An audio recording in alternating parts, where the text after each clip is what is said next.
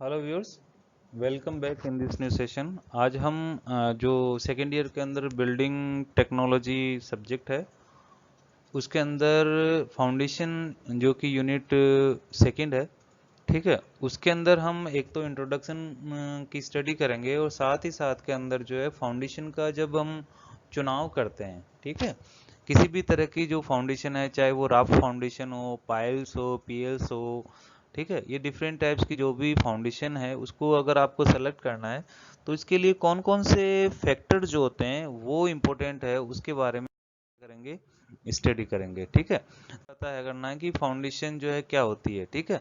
तो फाउंडेशन के एक क्या होता है, मैं हमेशा इसको इंट्रोडक्शन के रूप में बताता हूँ ताकि क्या है कि आपको थोड़ा बैकग्राउंड पता हो, ठीक है। तो फाउंडेशन एक सब स्ट्रक्चर पार्ट होता है जो कि जो लोएस्ट बिल्डिंग का आर्टिफिशियली प्रिपेयर पार्ट होता है स्ट्रक्चर का, जो कि डायरेक्ट कांटेक्ट होता है वो किसके ग्राउंड के अंदर होता है, ठीक है। और ये जो स्ट्रक्चर है आर्टिफिशियली जो बनाई गई है, वो जो स्ट्रक्चर होती है या सुपर स्ट्रक्चर होती है उसका लोड जो है वो ग्राउंड के ऊपर नीचे जो है वो क्या करती है, ट्रांसमिट करने का काम करती है, ठीक है।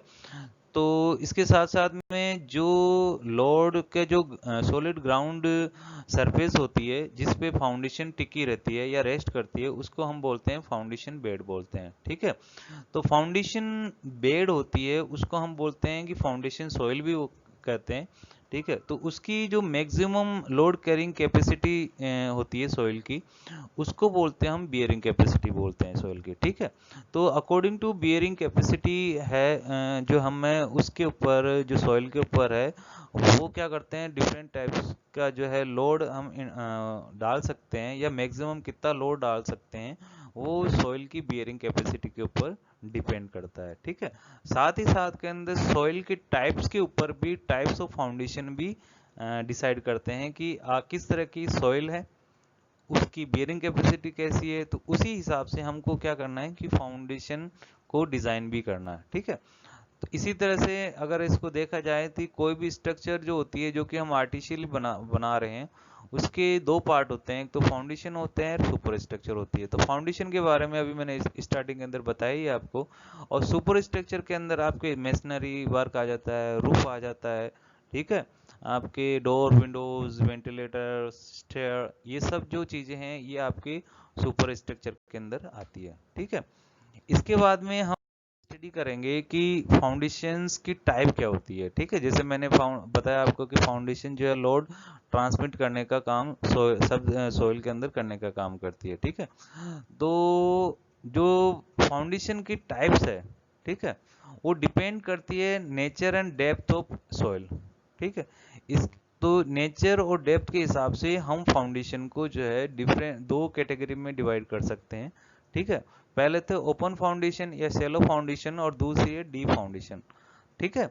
तो अगर फाउंडेशन की गहरी है तो उसको डीप फाउंडेशन बोलेंगे, और अगर वो इसकी गहराई ज्यादा नहीं है तो इसको सेलो फाउंडेशन बोलेंगे। तो पहले हम स्टडी करेंगे जैसे ओपन फाउंडेशन है या सेलो फाउंडेशन है, ठीक है। तो ओपन फाउंडेशन जो है ये मोस्ट कॉमन होती है, जो कि ओपन एक्सकेवेशन एक्सकेवेशन इसके अंदर करते हैं, ठीक है, नेचुरल स्लोप के अगेंस्ट के अंदर, यानी कि जो इनका स्लोप होता है जो साइड का वो नेचुरल होता है, ठीक है। इसकी डेप्थ जो है सेलो फाउंडेशन की वो 5 मीटर मैक्सिमम होती है, ठीक है। और ये नॉर्मली जो है वाटर टेबल होती है इससे अबव होती है, ठीक है।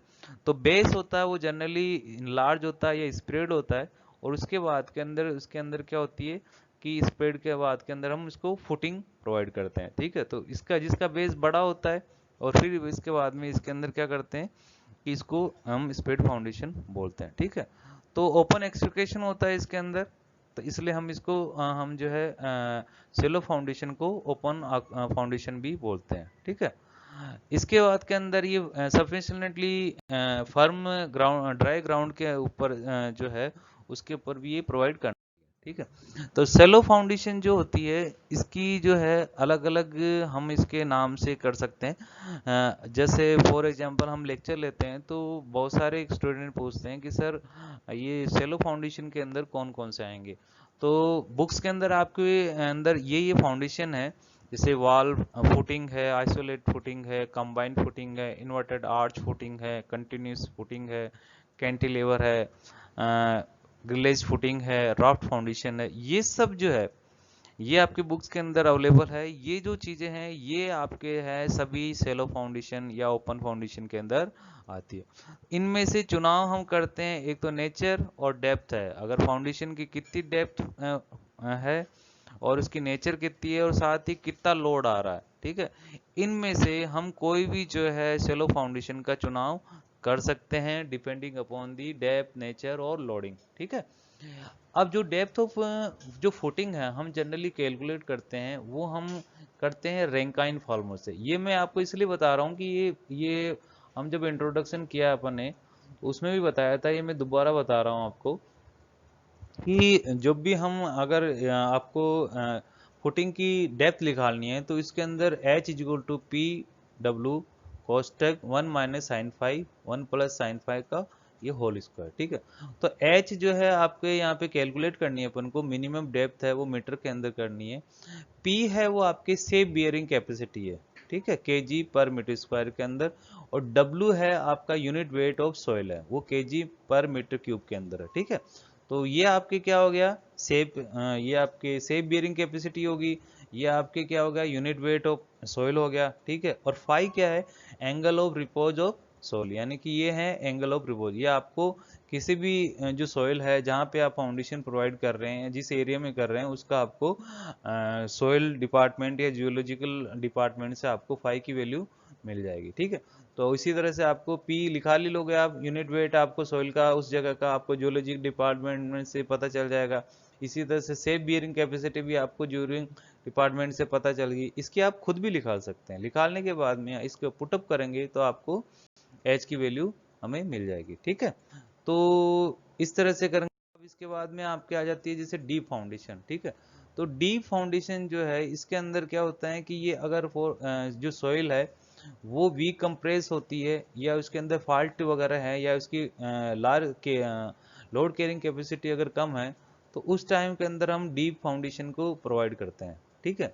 ये हम जहाँ तक अगर उसकी डेप्थ को प्रोवाइड करते हैं जहाँ तक हमको जो है कंप्रेस और स्ट्रॉन्ग फर्म स्टार्टा ग्राउंड के नीचे नहीं मिल जाता, जैसे 10 मीटर, 20 मीटर, 50 मीटर, 100 मीटर पर, तब तक हम क्या करते हैं उसकी खुदाई करते हैं। और इसका जनरली जो खुदाई होती है वो ओपन नहीं होती है, ठीक है। तो इसलिए हम इसको अनओपन फाउंडेशन भी हम जनरली बोलते हैं या डीप फाउंडेशन भी बोलते हैं, ठीक है।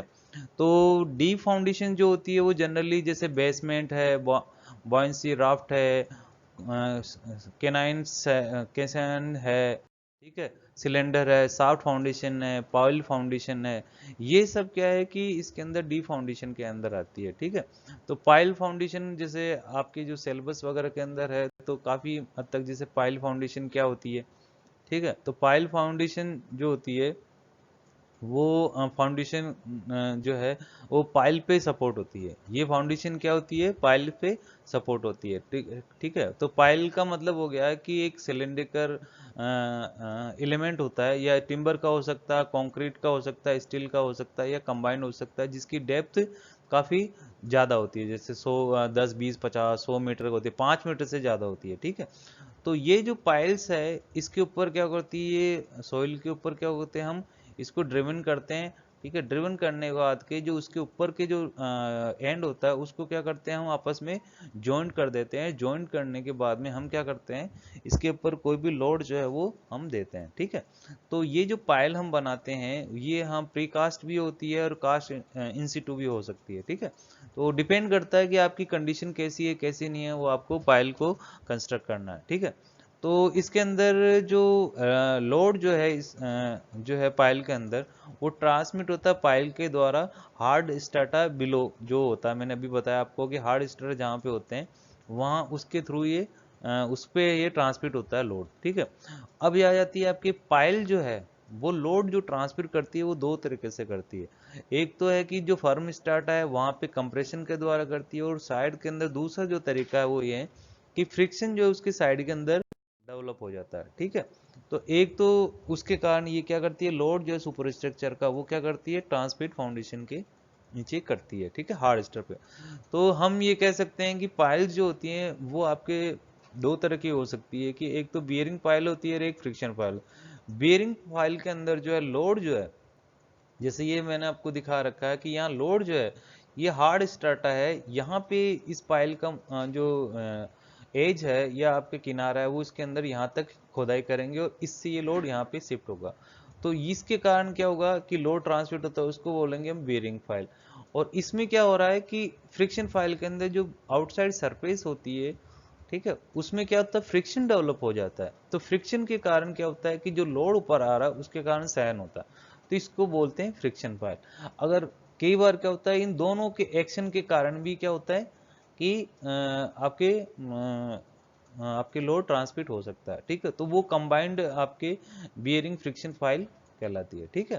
तो मोटे तौर पे दो ही होती है कि बेरिंग फाइल और फ्रिक्शन फाइल, ठीक है। इसके बाद में हम जो स्टडी करने जा रहे हैं वो ये है कि फाउंडेशन, जैसे अभी मैंने बताया फाउंडेशन क्या होती है, डिफरेंट टाइप्स की फाउंडेशन के बारे में बताया था, ठीक है।